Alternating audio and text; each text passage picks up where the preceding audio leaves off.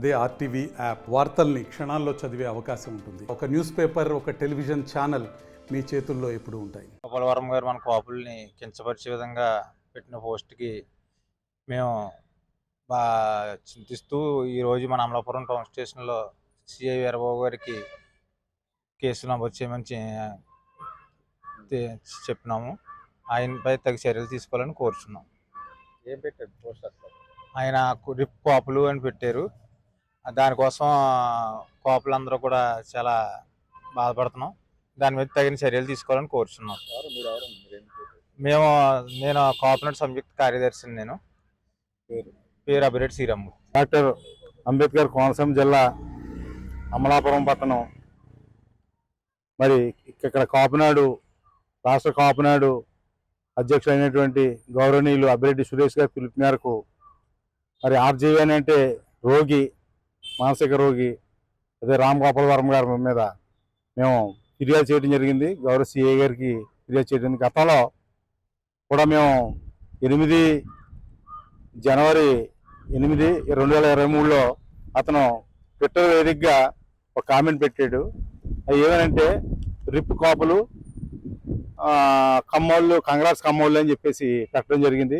దాని మీద అప్పట్లో మేము చర్యలు తీసుకోమని కూడా కోరాం, కానీ అప్పుడు పట్టించుకోలేదు. అలాగే ఆ సమయంలో మరి మురమల్ల ప్రాంతం ఈ కోడిపందాలకి ఆ నెలలోనూ రావడం జరిగింది. మేము అతన్ని నిరసన వ్యక్తం చేద్దామని అతని కోసం వెళ్ళాం. అతను అక్కడి నుంచి పరారైపోయాడు. తర్వాత ఈ కేసుని ఏం తేల్చలేదు. మళ్ళీ ఈ రోజునాడు మా అభిరెడ్డి సురేష్ గారు పిలుపు మేరకు కాపునాడు మొత్తం ఈ ప్రాంతంలో కాపు నాయకులు అందరూ కూడా కలిసి సిఐ వీరబాబు గారికి మేము BNS 196 సెక్షన్ ప్రకారం చర్యలు తీసుకోమని అతని మీద కులాలని మరి విభజించి పవన్ కళ్యాణ్ గారిని మరి చంద్రబాబు నాయుడు గారిని విమర్శించి ఆ రోజు అంటే పవన్ కళ్యాణ్ గారు చంద్రబాబు నాయుడు గారు సీట్ల విషయమై పుత్తు విషయమై ఏదో మాట్లాడుకునే సందర్భంలో ఇతను ఆ సందర్భాన్ని ఉద్దేశించి ఈ కాపులందరినీ గంపగొత్తగా అమ్మేసినట్టు చంద్రబాబు నాయుడికి అంచేత కాపులందరూ శ్రద్ధాంజలి రిప్పు అంటే శ్రద్ధాంజలి అంటే అందరూ సామూహికంగా చనిపోయినట్టే కాపు కులం అంతా.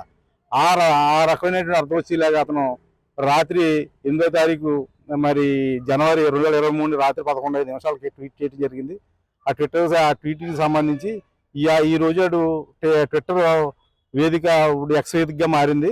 ఈ సామాజిక మాధ్యమంలో ఆ పోస్ట్ చేసేందుకు చర్యలు తీసుకోమని చెప్పేసి, కఠిన చర్యలు తీసుకోమని చెప్పేసి మేము మా పోలీసు వారిని కోరుతున్నాం. రామ్ గోపాల్ వర్మ అనేటువంటి వ్యక్తి ఒక సామాజిక వర్గాన్ని టార్గెట్ చేస్తూ ఆ సామాజిక వర్గం RPI అని పెట్టడం, ఈ సామాజిక వర్గం మీద మరి ఆయన చేసినటువంటి ఆ భాష విధానం చాలా ఈ కాపు జాతిని మరి చాలా ఉద్రేకంగా పరిస్థితికి ఆలోచిస్తుంది. కాబట్టి ఆయన్ని కస్టడీలో తీసుకోవాలని సిఐ వీరబాబు గారికి మెమోరాండం ఇవ్వడం జరిగింది.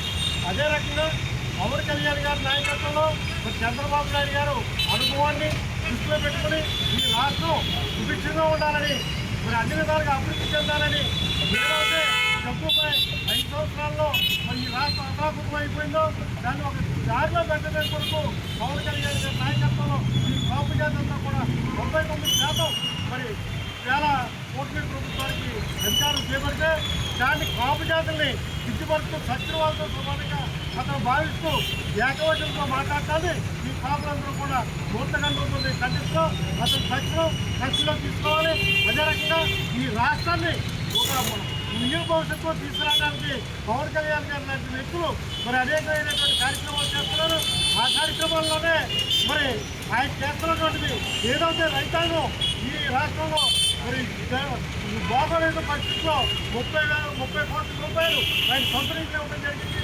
అదే రకంగా ఈవేళ విశాఖపట్నం మీద ఆయన చేసినటువంటి సంస్కరణలు చూసుకుంటే రేపు పల్లెలన్నీ కూడా సుభిక్షంగా ఉండి ఈ దేశానికి పట్టుకోమనే పనులని మరి రైతులకు అనేకమైనటువంటి కార్యక్రమాలు చేస్తుంటే పవన్ కళ్యాణ్ గారు నిందించడం, అలాగే అనుభవించినటువంటి చంద్రబాబు గారు తక్షణం ఆయన్ని కస్టడీలోకి తీసుకుని మరి ఆయన్ని చర్యలు తీసుకోకపోతే ఇది ఉద్యమాన్ని ఇంకా ఉయ్యెత్తున అవుతుంది. దాని మీద రానాడు పాపం రాకుండా మరి ఆయన కస్టడీలోకి తీసుకుంటే ఒక మంచి భావాల వర్గానికి కాబట్టి వీరబాబు గారిని సీఏ గారిని మేము మెమోరాండం ఇవ్వడం జరిగింది. మరిన్ని వీడియోస్ కోసం ఛానల్ ని సబ్స్క్రైబ్ చేయండి. లేటెస్ట్ అప్డేట్స్ కోసం వాట్సాప్ ఛానల్ ని ఫాలో అవ్వండి. ఆ లింక్ డిస్క్రిప్షన్ లో ఉంది.